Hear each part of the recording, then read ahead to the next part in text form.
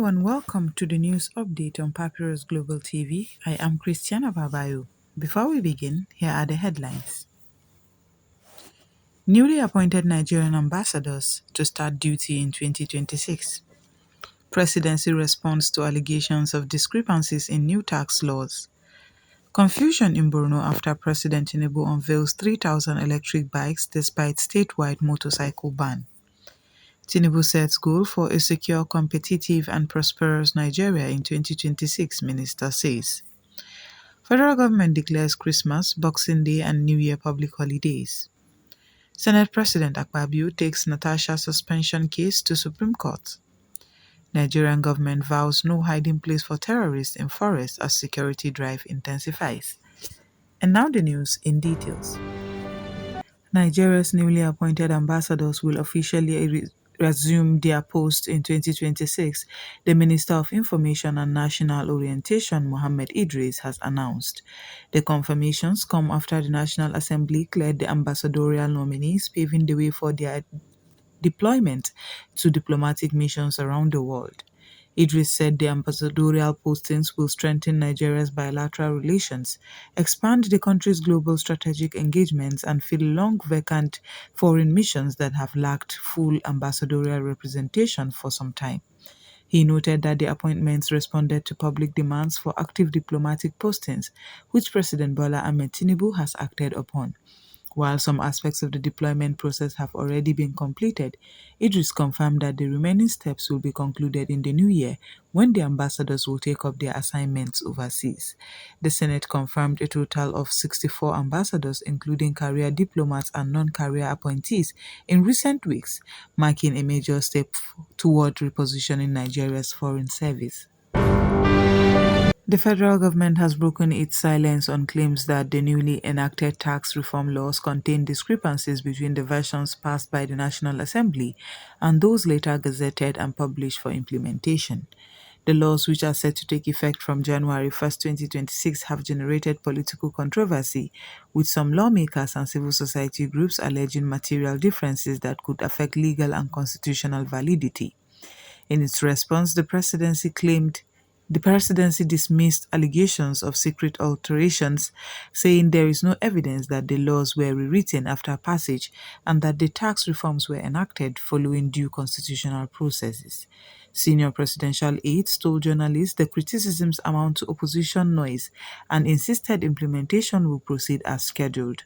They also said a House ad hoc committee has been established to examine the matter and should be allowed to complete its work. Opposition figures, including Atiku Abubakar and Peter Obi, have called for a suspension of implementation and an independent investigation, arguing that Nigerians deserve transparency about any differences between what was passed in the legislature and what was published as law. Civil society organizations such as SERAP have urged the government to publish certified true copies of both the bills passed and the laws signed so Nigerians can independently compare them. Residents of Borno State are confused following the unveiling of 3,000 electric bikes by President Bola Tinubu during a state visit, as the fleet appears to contradict an existing ban on motorcycles, including electric bikes imposed by the state government and security authorities. The bikes were among a larger fleet that also included tricycles, cars and buses commissioned in Maiduguri, intended to support transportation and mobility within the state.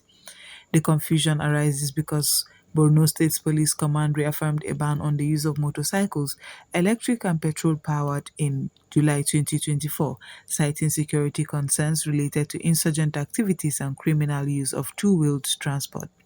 Under that directive, riders found on banned bikes could be arrested for violating the order. Local commentators and residents have questioned whether the president's commission implies a relaxation or reversal of the ban, with some wondering who is expected to use the vehicles under the current security policy. The ban, championed by Governor Babagana Zulum and enforced by the police, was designed to reduce mobility advantages for armed groups, and the electric bike rollout, while well intended as a mobility initiative, was spotlighted a disconnect between federal engagements and state security regulations. Officials have yet to clarify whether exemptions will be made for the newly unveiled bikes or how they will be integrated into Borno's security framework without undermining the ban's intent. We will now go on a short break, and when we come back, the news will continue. Stay tuned. The Papyrus Global, we don't just cover events, we create cinematic experiences. From red carpets to birthdays, gala dinners, and your fairy tale weddings, we bring your moments to life with high-tech precision. Our gadgets are smarter, our lenses sharper, and our team simply world-class. Trust the Papyrus Global to tell your story in the boldest, brightest way possible.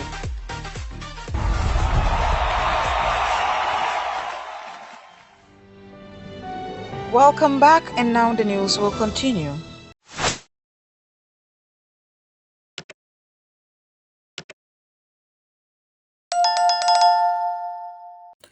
President Bola Ahmed Tinubu has outlined a forward-looking vision for Nigeria in 2026, focusing on building a more secure, competitive, and prosperous nation, with government ministers highlighting the country's progress in stabilizing reforms and strengthening national institutions during 2025. The statement was made by the Minister of Information and National Orientation, Mohammed Idris, during an end-of-year press briefing in Abuja. According to the minister, 2025 was a year of consolidation, reinforcing economic and governance reforms, and the government's agenda for 2026 will be to translate those gains into tangible growth, improved security, and enhanced competitiveness. This vision, he said, reflects Tinubu's commitment to deepening reforms that have begun to take root in key sectors of the economy and public service.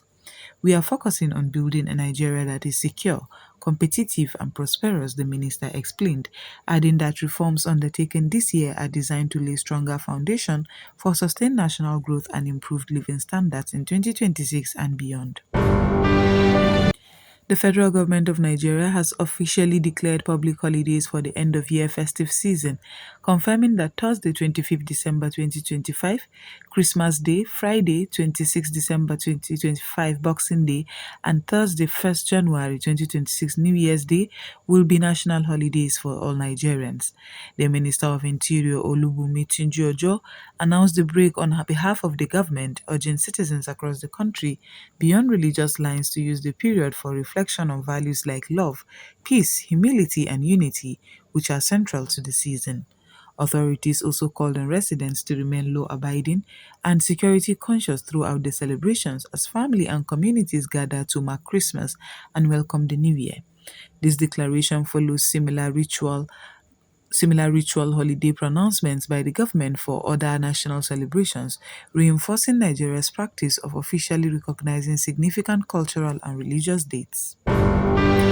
Senate President Godswill Akpabio has escalated the legal dispute over the suspension of Kogi Central Senator Natasha Akpoti-Oduaghan by approaching the Supreme Court of Nigeria to challenge a decision from the Court of Appeal that struck out the federal government's appeal brief in the case. The controversy began after the Court of Appeal Abuja Division found the brief of argument filed by Akpabio's legal team to be procedurally defective, citing violations of Court of Appeal formatting and procedural rules, including improper page limits and failure to obtain leave to deviate from prescribed rule standards. The appellate court also said the notice of appeal itself suffered defects, deeming the brief incompetent and struck it out entirely.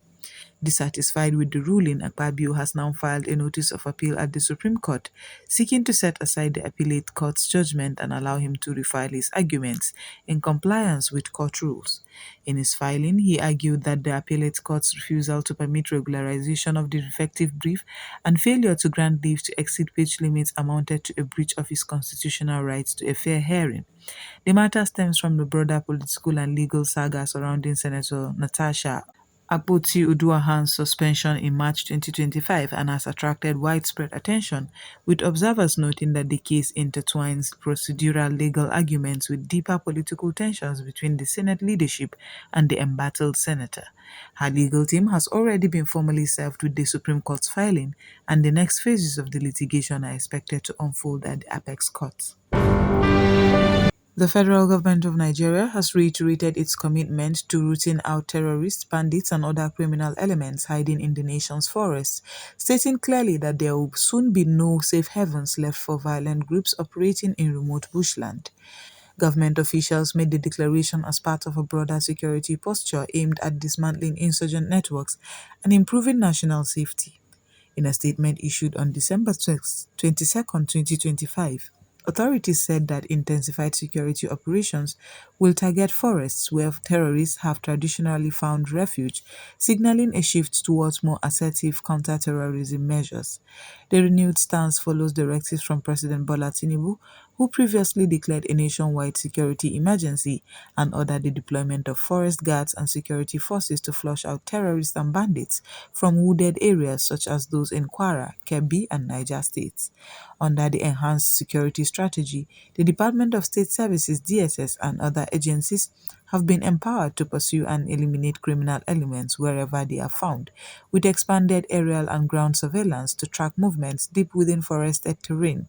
The federal push is part of a multi-agency offensive that includes aerial reconnaissance by the Nigerian Air Force and tighter coordination between military and civilian security outfits charged with counterterrorism. And that's all we have on the news update on Papyrus Global TV. I am Christiana Babayo. Thanks for joining us.